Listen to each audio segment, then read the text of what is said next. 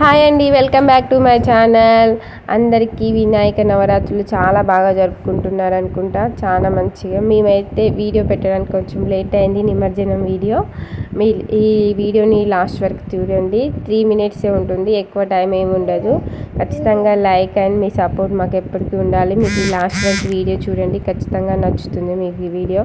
ఖచ్చితంగా లైక్ ఇవ్వండి. మేము నిమజ్జనం వీడియో కొంచెం లేట్ అయింది. మేము 3 daysకే నిమజ్జనం చేసాము వినాయకుడిని, కాకపోతే కొంచెం లేట్ అయిందండి వీడియోస్ కూడా ఎడిట్ చేసుకోవడానికి.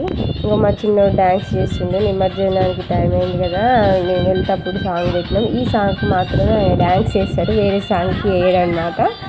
అయితే పోయినసారి వినాయక చవితికి వాడు పుట్టలేదు, కడుపులో ఉండి. ఈసారి వినాయక చవితికి వాడు పుట్టిండు, డ్యాన్స్ కూడా వేస్తుండు.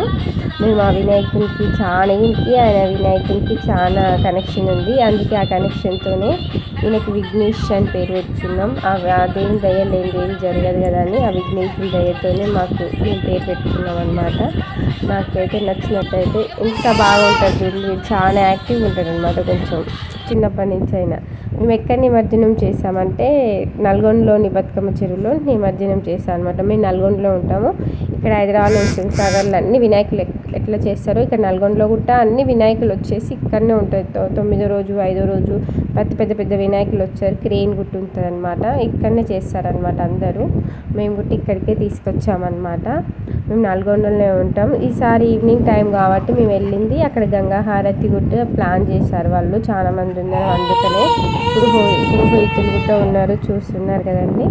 ఇది మా వీడియోలో కొన్ని ఫొటోస్ వచ్చేయండి, బ్యూటిఫుల్ ఫొటోస్. నచ్చితే లైక్ చేయండి, కామెంట్ చేయండి, షేర్ చేయండి. మీ 200 members సబ్స్క్రైబ్ అయ్యారండి. చాలా థ్యాంక్స్ అండి ఎవ్రీవన్కి. Thank you. ఎంత చెప్పినా మీ సపోర్ట్ ఇలాగే ఉండాలి. నన్ను సబ్స్క్రైబ్ చేసుకోండి ప్లీజ్.